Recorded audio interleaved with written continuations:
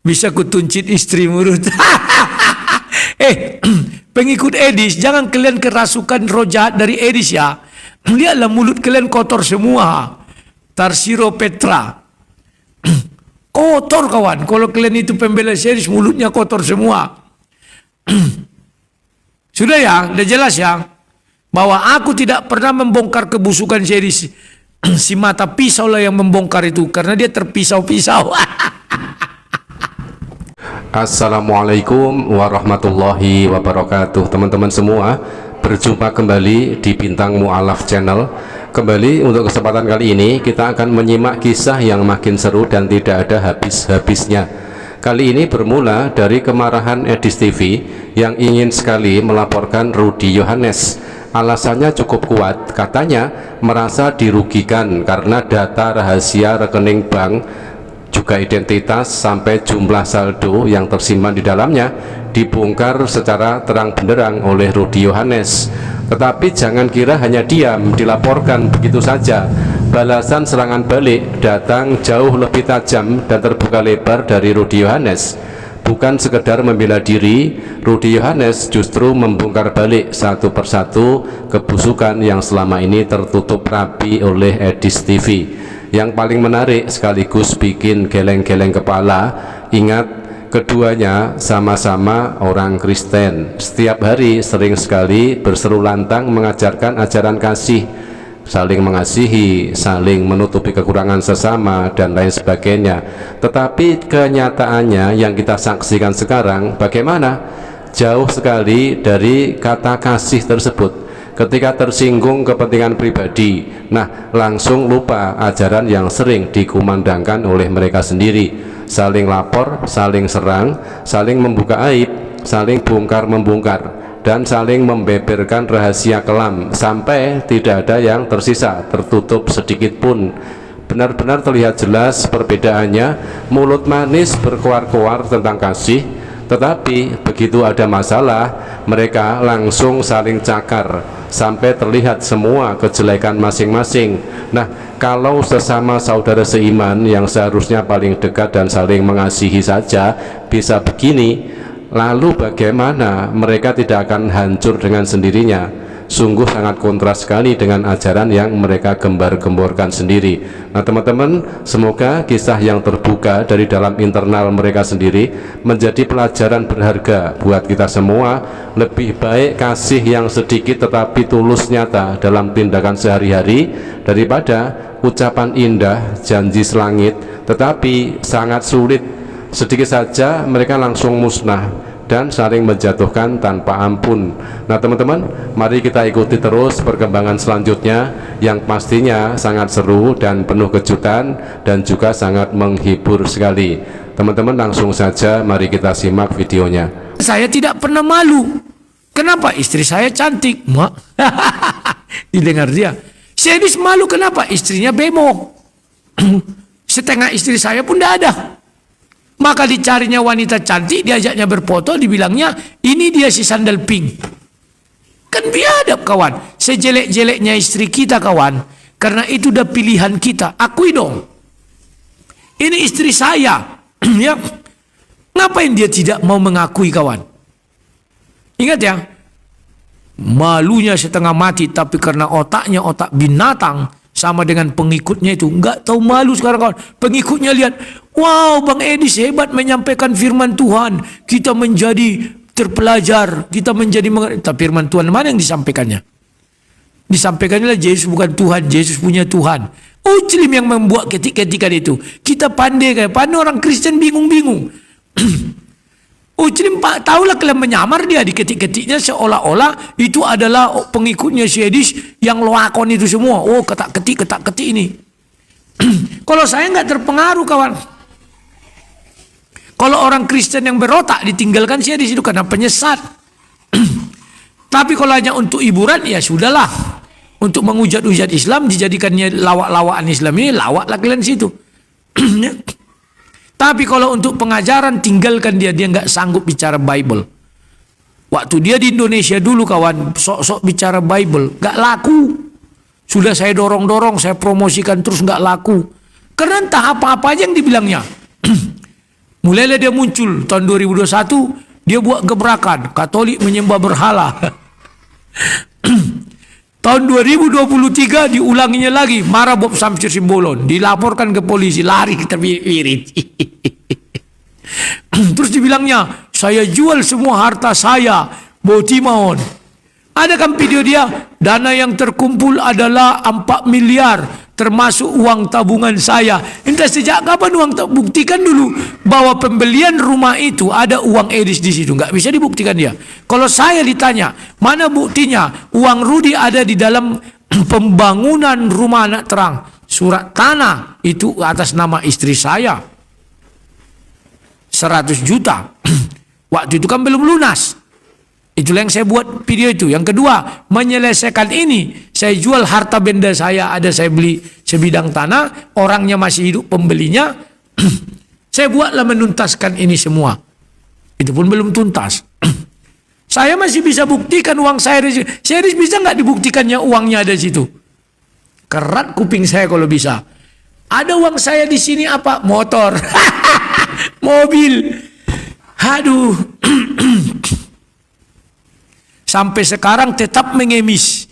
Mengemis, kata siapa? Si Robert William. Kalau aku melihat Robert William ini bicara, ketawa kawan. Kan dia logat-logat dari timur sana kan. Mengemis, bapak. Adik. Kata. Geli aku melihat dia tuh kawan. Makanya aku bilang, kalau dia lagi live ku lihat seru-seruan. Tapi kalau dia lagi live dengan Agatha kurang seru ya. Nggak ku tonton. Tapi kalau dia sendiri, ketawa-ketawa aku. Maruteh. Jangan marah-marah ya. Bisa kutuncit istri murut. Pengikut Edis, jangan kalian kerasukan roh jahat dari Edis ya. Lihatlah mulut kalian kotor semua. Tarsiro Petra. Kotor kawan. Kalau kalian itu pembela series, mulutnya kotor semua. Sudah ya, udah jelas ya. Bahwa aku tidak pernah membongkar kebusukan series. Si mata pisau lah yang membongkar itu karena dia terpisau-pisau. Paham ya? Terpisau-pisau kawan. Nah, setelah itu apa lagi? Setelah mata pisau terpisau-pisau, dibongkarlah semua. Tapi memang Edis itu muka tembok. Kemudian dia berkotek-kotek mau memenjarakan saya lagi kawan. Itu telak sekali dia dipermalukan Tuhan. Tapi dia kan tidak peka terhadap apa yang terjadi di dalam dirinya. Dipermalukan Tuhan dia kawan semalu-malunya. Karena jam 12 dia begitu bangga. Karena sehari sebelumnya waktu dia tunjukkan LP-nya Robert William Raja itu, dia begitu bangga. Detik pada hari yang sama kebanggaan itu sirna dalam sekejap. Ini biar kalian tahu. Disitulah Tuhan bekerja. Kau sudah keterlaluan kuliah kau Edis. Dipermalukan dia. Pegang cakapku ini. Ingat ya, saya tidak akan bahas dia karena dia bukan lawan saya. Biar dia mengejar saya dengan kuasa hukumnya nanti yang baru. Cuman saya ingatkan kuasa hukumnya hati-hati. Salah langkah kau pun akan didoxing dia, kau pun akan dimaki-maki dia, dikata-katai ini dan itu. Pegang cakapku. Dia akan dipermalukan Tuhan. Bukan saya yang berkata itu, firman Tuhan. Saya tidak pernah takut. Saya tidak akan mengusik lagi siapa pengacaranya, siapa ini, silakan, suka-suka dia. Menurut Syuli, pengacaranya ini top, masih muda, hebat, banyak prestasinya. Silakan. Saya tidak pernah menghalang-halangi, tapi ingatlah, dia akan dipermalukan nanti dalam hal ini. Kita lihat. Dulu kan saya bilang gitu, lihat Edis akan dipermalukan. Owen. Lihat Edis akan dipermalukan. Clay dengan Ferdinand. Sekali lagi yang ketiga, dia akan dipermalukan dan itulah masa kehancuran Edis. Saya nggak bohong. Silakan lawan Tuhan saya Yesus. Kan saya bilang, Tuhan saya adalah Yesus. Yesus yang akan berperkara kepada saya. Kenapa Tuhan marah kepada Edis? Karena Edis mengumpulkan dana bukan untuk anak fakir miskin, janda-janda montok di pasar, bukan.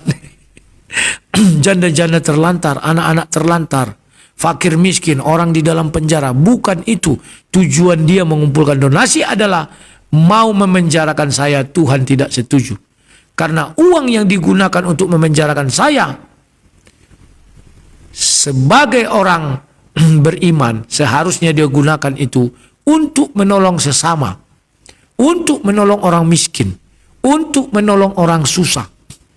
Tapi dia bantah firman Tuhan, dia gunakan untuk memenjarakan saya. Tuhan marah, maka dia dipermalukan. Ya. Nah, teman-teman sekalian, sampai di sini kita selesai menyimak rangkaian peristiwa yang sungguh seru sekaligus sangat-sangat menghibur ini. Kita sudah melihat awal mula kemarahan Edis TV yang ingin melaporkan Rudi Yohanes karena data rekening dan saldonya dibuka, lalu disambut balasan yang jauh lebih tajam dan terbuka. Terungkaplah satu demi hal yang selama ini tertutup rapi. Yang paling menarik untuk kita renungkan, keduanya saling berseru keras mengaku dialah yang paling benar, dialah yang paling setia menyampaikan firman Tuhan. Sering sekali terdengar seruan indah tentang ajaran kasih, persaudaraan, saling mengampuni. Tetapi sayang, begitu tersentuh urusan pribadi, mereka lupa seketika dengan ajaran itu. Yang tampak justru saling serang tanpa sisa, saling bongkar aib, saling menjatuhkan nama baik sesama mereka sendiri. Bukan hanya kita yang melihat dan tersenyum geli, bahkan banyak saudara seiman mereka sendiri yang menyaksikan merasa gerah, malu, gelisah melihat tingkah mereka yang saling merasa paling suci itu ternyata saling cakar-cakaran sendiri.